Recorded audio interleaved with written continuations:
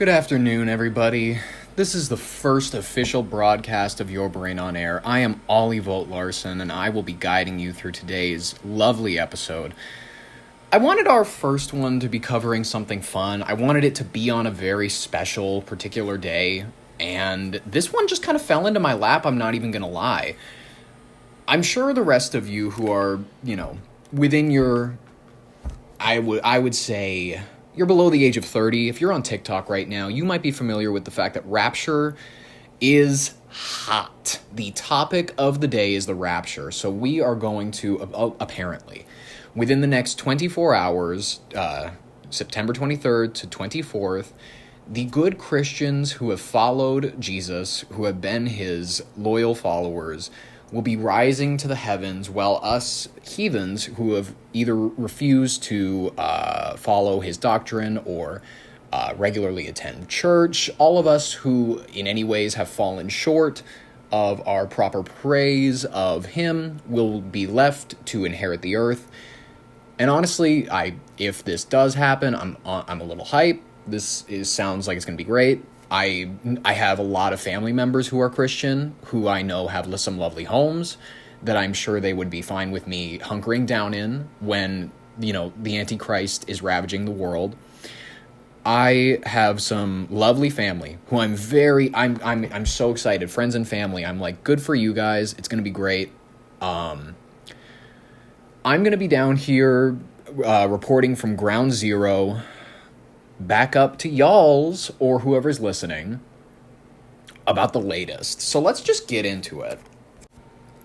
All right, the latest. Jimmy is back, ladies and gentlemen. Those making the claims that we were living in the final days of a fascist dictatorship takeover, listen, although the suspicions are rampant, I would like to comfort everyone that we still remain in an era where free speech still, to a degree, exists. We are not under the absolute tyrannical rule of any overseeing benevolent leader as of the latest.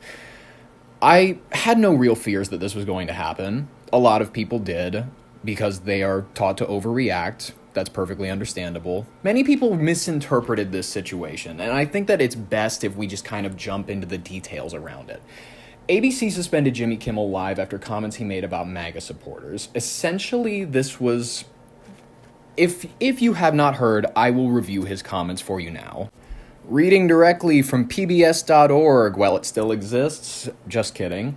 ABC suspended Kimmel indefinitely after comments he made in a monologue last week. Kimmel suggested that many Trump supporters were trying to capitalize on Kirk's death and were, quote, desperately trying to characterize this kid who murdered Charlie Kirk as anything other than one of them. So, all right, let's unpack. That's what we're here to do. We're here to unpack what people mean when they say things. I like nuance. I like being real. I want to get this out right away. The FCC, at least in this instance, I believe is dramatically overstepping boundaries. The head of himself, Mr. Carr, yes, his threats were very thinly veiled, clearly.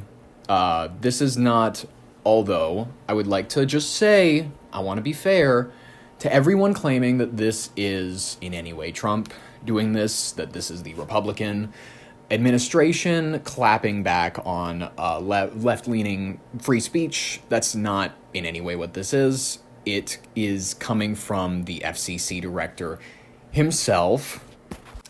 Did Trump celebrate it on X? Absolutely. It's the exact type of person we'd expect him to be. It's a petty victory, so he's going to claim it, even if he didn't have any direct hand in it.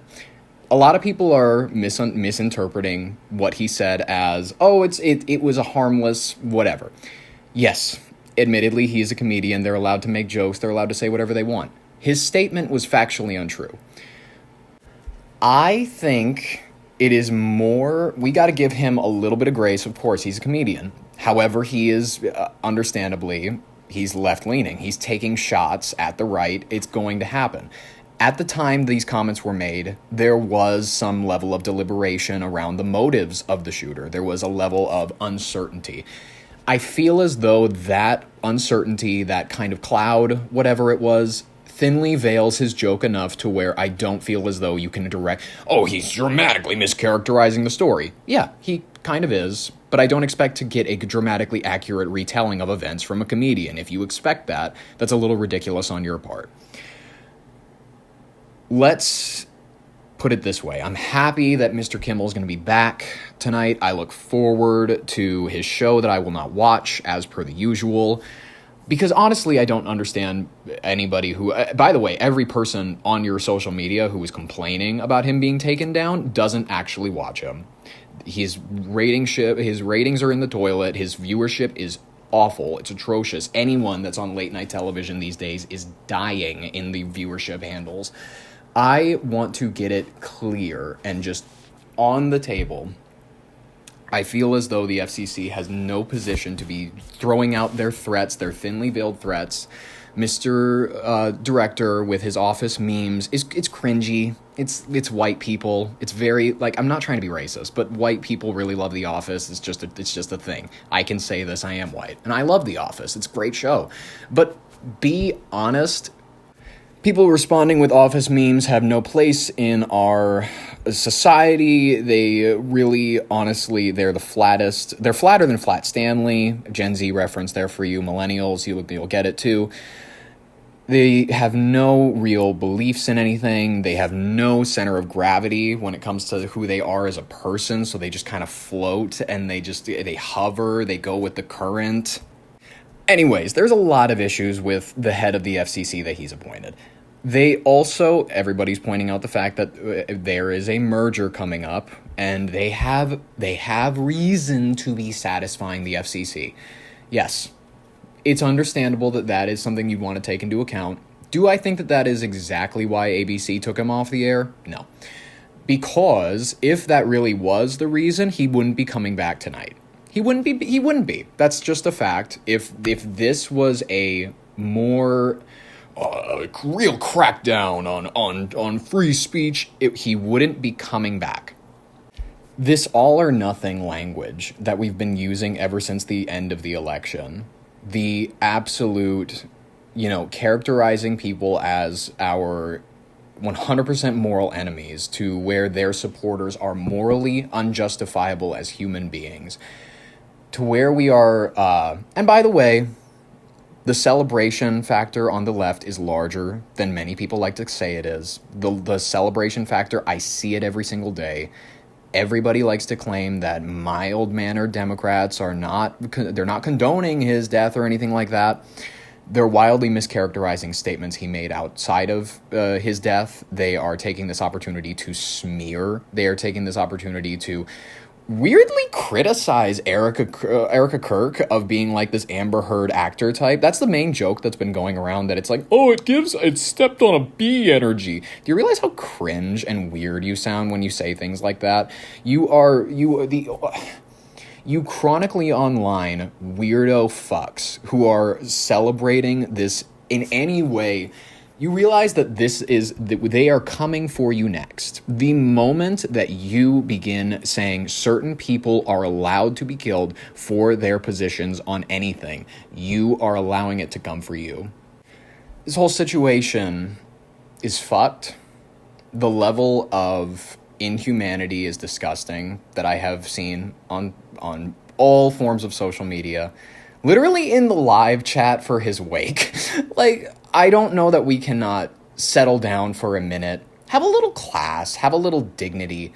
But I understand that all of those things are very foreign concepts to people my age, people of Generation Z, the Zoomer, the millennials, the left-leaning, and admittedly the right, because some of them, I'm not even going to talk about the right, in the sense where it's like, do I even have to mention the KKK? Do I even have to mention, exactly. Boom. We're done on that front. We condemn all hate. We condemn all degrees of political violence. They're putting a statue up for him. Go for it. I don't care. Don't make it a fountain where the water comes out of the hole in the neck. I saw that on Twitter. Don't do that. I mean, have a little class. Be a little respectful. Because the more that you fight back on this, I'm going to be real. He's going to get, it's like MLK. He's going to get a day. They're already suggesting it. They already did it. October 14th. It's a remembrance. You know what I mean? You've made a martyr when you attempted to silence somebody. And now, all that did, by the way, last night in Minneapolis, don't even act like the Turning Point Conference wasn't on fire. It was, the energy in there was hype. Until they turned it into church and it got weird when they all started bowing their heads. And, like, the energy besides that was a little bit like what the Kamala rallies were last year. The energy is up. The people are hype. For some reason, the brat energy that was there for Tim Walz last year has transitioned to like young Minnesotans going, let's make a family, which I'm like, sure, if that's what makes people happy, I encourage it. If that's what, if conservative values make you happy, if having a family makes you happy, if marriage makes you happy, if following Christian values makes you happy, that's awesome. It's great. My point is, if you are attempting in any way to push back on these people, doing it through civil discourse is the way to go about it.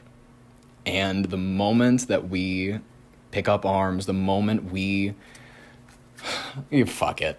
You all know what I'm going to say. The moment we stop talking, that's when violence arises. Boom. There we go. That's the line. That's it. And we're moving on. Because that's it. That's the end of it. Boom. All right, so Jimmy Kimmel's back. Trump's controversial advice. Oh, okay, listen. The Guardian. President Trump advised pregnant women to limit the use of acetaminophen Tylenol. Listen. I know nothing about the science. I know absolutely nothing about anything in regards to this. So my opinion on this is pretty limited. Is the man from Queens the person to be listening to on medical advice? Probably not. Is Western medicine the most trustworthy institution? Generally, not always, But I'm also going to say, this is interesting. According to some doctors, that's generally the consensus from doctors is they're going, hey, we don't have a strong calling that this is the actual answer. So what are you doing? If you're pregnant, I don't know. If you're taking the acetaminophen, maybe think twice, but also the last time that he was in, he wasn't given the best medical advice either. Everybody likes to talk about the injecting bleach, which really, whatever. And then they talk about the light being shined into the lungs. It's like, well, no one wants to talk about the actual medical research around that, but whatever.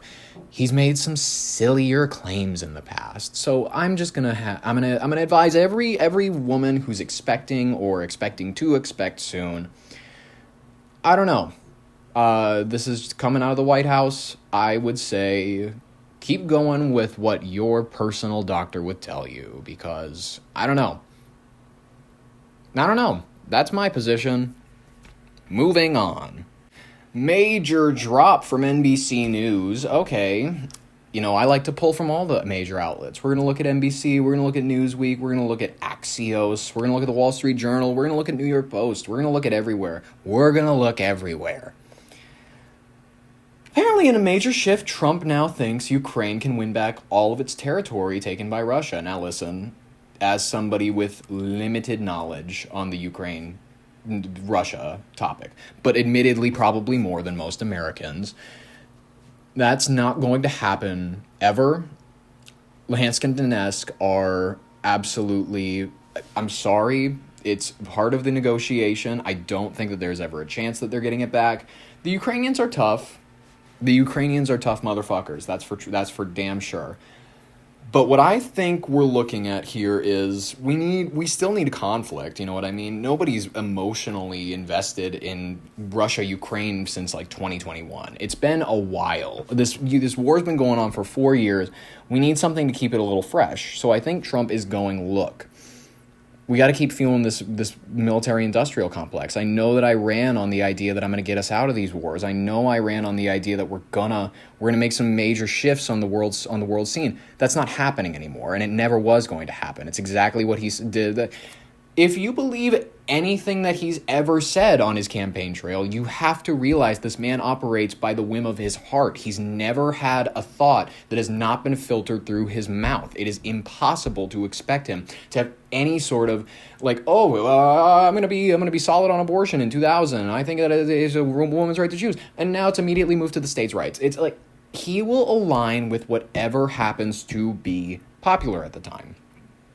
That's how he was back in the day. That's how he is now.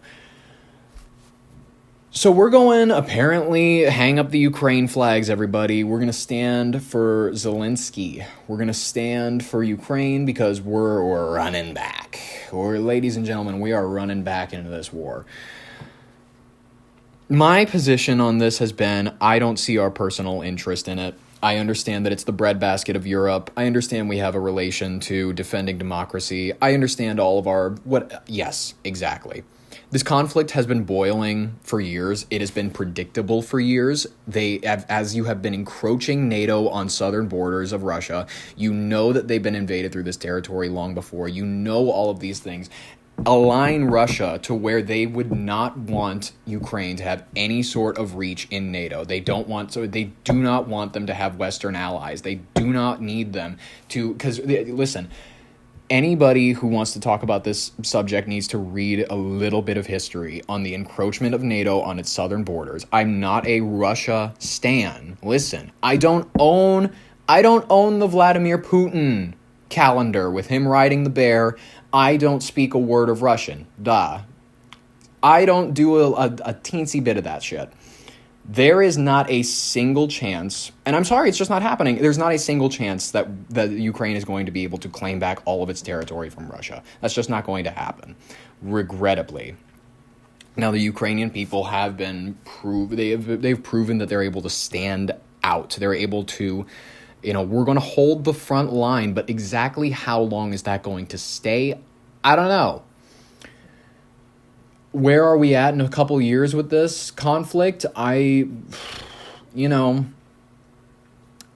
really at kind of a stalemate right now. There's not a lot of movement. There hasn't been a lot of movement, admittedly, for a minute.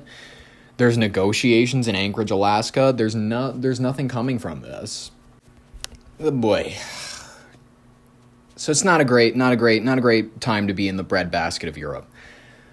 The looming threat of a government shutdown is here, ladies and gentlemen. So, in case you haven't heard, a stopgap funding bill passed by the House was rejected by the Senate, largely over disputes about healthcare funding, Medicaid, and ACA subsidies.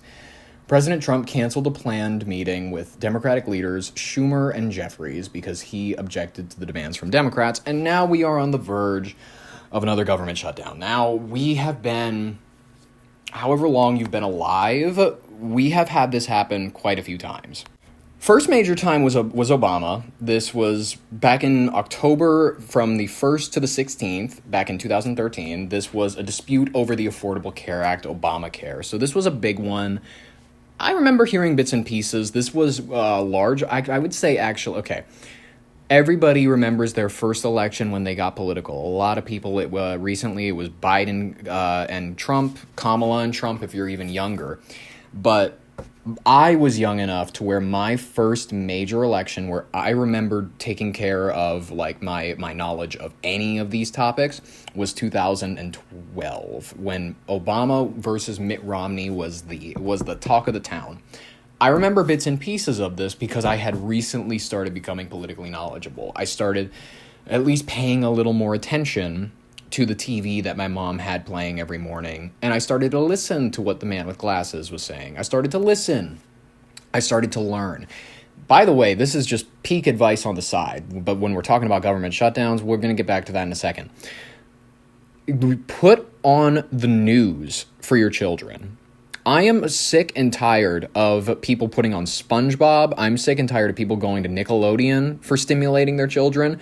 When you are having breakfast with your children, you should be sitting at the breakfast table. They should be throwing those Eggo waffles that are freezer burnt that you put in the toaster 5 minutes ago. You should throw those in front of your children, and then you should throw on MSNBC in front of your children. You should throw on Fox News. That's what you should be. You should have your children. You need your children watching Bill O'Reilly. If it's 2008, if it's back in the day, nowadays, there's options. There's Jesse Waters, there's Rachel Maddow. You need to get your child exposed a little bit to the idea that, oh yeah, there's a world outside of me. This home that I come home to every night, that's not all that there is. It's not just mom and dad and brother and sister.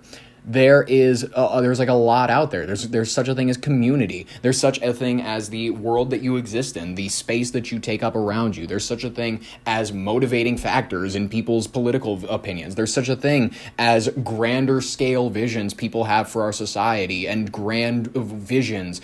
Peter Thiel, grand visions for how society could work at large. There are people out there that are looking to influence your life and make it differently in ways that you don't even understand. That is a big thing for you to take in at any age. I'm saying that it is more useful for you and your child to casually talk about politics than it is for you guys to casually talk about, oh, SpongeBob learned to treat somebody nice this episode. Or I know SpongeBob's not one of those shows where you normally, what's a good show for that? What's a good Peppa Pig, sure. One of those whatever shows where it's like you got to teach a kid lessons because they kicked an ice cream out of some kid's hand, and then they're like, no, you can't do that. You have to have empathy. You can't be a psychopath. Don't teach your kids dumb shows like that. Bluey's fine, but don't put on mind melting garbage. Put on the news. Your child should be watching Greg Gutfeld. Your child should be watching Stephen Colbert. I'm saying that this is this is elementary level politics. If you watch Stephen Colbert, not for long, but if you watch Stephen Colbert to get your news information, if you watch Jimmy Kimmel to stay updated on the news, if you watch any of these people, it is elementary. You are watching what I think children should be watching. It is like comedy. It's levity. It's these light little, ooh, tee-hee, and then okay, but then we're gonna move on and we're gonna talk about celebrities. And then I would say middle school age, get them watching Last Week Tonight. I would say that around that time, they're ready to hear John Oliver. They're ready to hear Jon Stewart. They're ready to hear those bigger minded and I'm not saying that John Oliver is bigger minded. He has an entire writing staff behind him, and I haven't honestly heard him articulate anything that I thought has come from his heart and not from a script ever in my life. But I think that those types of that degree of okay, we're not interviewing celebrities, we're not playing games, we're doing serious stuff. We're doing a little more of that. That is middle school transitioning to high school. By high school, your kids should be reading George Orwell. Your kids should be reading serious Crime and Punishment.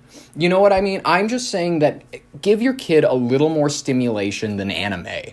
Give your kid a little more, because I am terrified for the youth of this nation.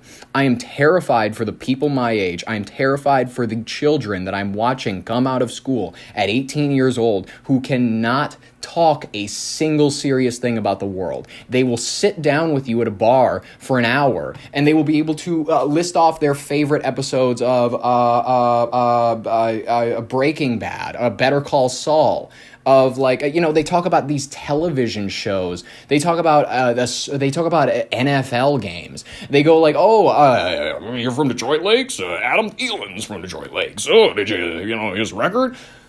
You're simple-minded, and you don't know how to have a serious adult conversation. I'm telling you this right here, right now. You need to let your kids learn that the world is a little more serious than cartoons.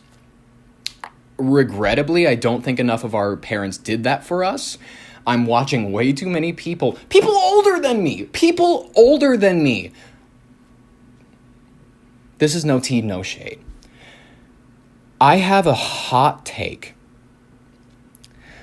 My girlfriend and I were hanging out with this one fella. She was a coworker of my wife's, and they were getting along great. Her boyfriend plays a sport. And I'm like, okay, cool. That's, whatever. Awesome.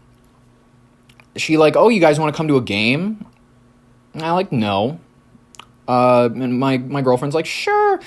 Because she's nice. She's the nice one. And I've never really hung out with this girl. I don't know anything about her. I don't know anything about her boyfriend. And her boyfriend's not even going to be there to, like, I can't chat it up with him. What am I supposed to say to her? They're just going to sit there talking about work all. Anyways, this is besides. I ended up actually having a pretty decent time because I was like, I laughed to myself quite a bit. But we went to this game, and this is the part where it gets hard to talk. This grown-ass man, and by grown-ass man I say he is above the age of 25. This adult, you've grown past the age of 18. I show up and I'm like, okay, cool. It looks like a little baseball like thing. They're playing baseball. This motherfucker gets a softball thrown at him. And I immediately check out emotionally. I go, okay, I'm not he's not a serious person. You mean to tell me you are 26 years old and your like big thing in life is you're on a softball team? Like, these are people who've never picked up a book. These are people who I had so much faith in the millennial generation. I had so much faith in the later Gen Zs. I had so much faith when they told us that we were the generation of change. Guess what? That's what they told the boomers. And we are the zoomers. We're exactly the same. And we're gonna be exactly the same. We're gonna be materialistic. We're gonna inherit our parents' wealth. We're gonna live in mansions. We're gonna live in fucking decent neighborhoods. And then we're gonna die. And then we're gonna leave it behind, hopefully for our kids, so that they can go hide up in the mountains when Miami starts flooding. Listen. I was talking originally about government shutdowns, but it's a grander message that political informant, like being politically informed, is not the enemy that a lot of people like to pretend it is. Being the one who is concerned about politics in a world of people who are inheriting and taking in and consuming only mediocre content, it makes you a revolutionary. It makes you interesting. It makes you more of a human being than most of the people that criticize you. So, October 2013, Barack Obama was our first shutdown since 2000. After that, it was Donald Trump, January 20th to the 22nd, 2018. Disagreements over DACA, protections for undocumented immigrants brought to the U.S. as children. You know, controversial opinion there, birthright citizenship talk, blah, blah, blah, not fun. December 22nd, 2018 to January 25th, 2019. It's the longest one in U.S. history. A lot of these happened under Donald Trump. Okay, setting aside all of these brief periods where our government has been in disarray, generally things tend to shake out. I don't want anybody to be worried. I don't want anybody to be overly concerned. Things will continue as business as usual. Healthcare beneficiaries, Medicare, Medicaid, those are going to continue. There's areas where you're going to feel whatever. There's areas where you're going to feel a little delay. There's areas that are going to be essential, so they're going to just keep showing up even though they're not getting paid. You know, there's going to be a little bit of weirdness to it. SNAP eligibility, it can be affected by a prolonged government shutdown. Women's, infants, and children's, WIC, could also be affected. Federal loans. The processing of loans from agencies like the Small Business Administration and the Federal Housing Administration can be delayed due to reduced staffing. Taxes. You are still required to pay taxes during a shutdown. The IRS will continue to process returns and payments. Some services, such as tax refunds and audits, may be delayed. So essentially, you know, we're still going to keep taking in money. Don't think we're not going to still rob you, but your returns, your other sort of filing things, we're gonna take our sweet ass time with that because, admittedly, we got a whole fucking system to run, and you have Casey's where you can go get dollar pizza. You're going to live at the end of the night. Goodness gracious. We want to talk real good pizza. It's at Casey's. If anywhere is the spot to be late at night, you get off of work at the plant or wherever is steel mill. I don't know where you work. But if you're in Minnesota, I don't know. You got off the marijuana field or something lately. You know, it's very Colorado energy up here ever since 2023. You get off of work, you are driving in your Escalade, you're hearing the engine make the noise again, you're a little worried.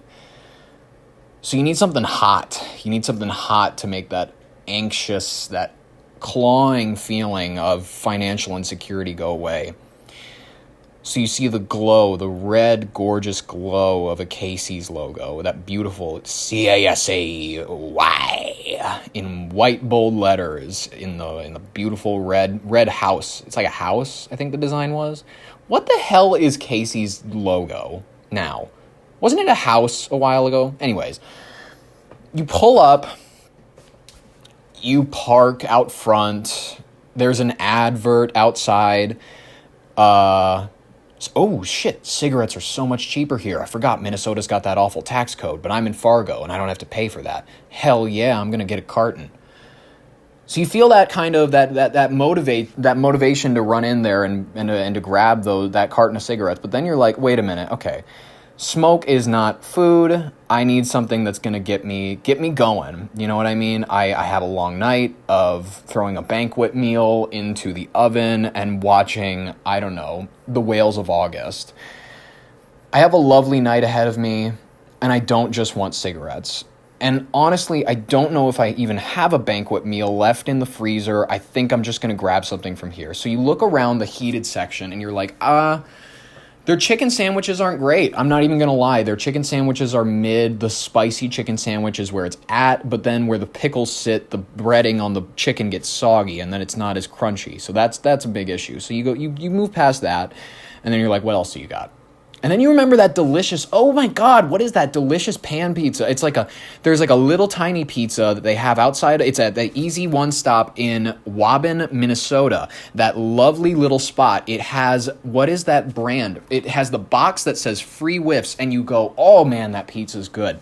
So you look around and you're like, man, is there like a micro pizza? Is there something that I can take? And then you see the rotating, I want to say it's a Rolodex of, you got sausage, you got cheese, you got pepperoni. More often than not, it's an hour or so old, and you look back at who made it, and it's like someone with a neck tattoo, and they're like wearing one plastic glove, and they're not even using that hand to disperse the chicken onto the fucking buns.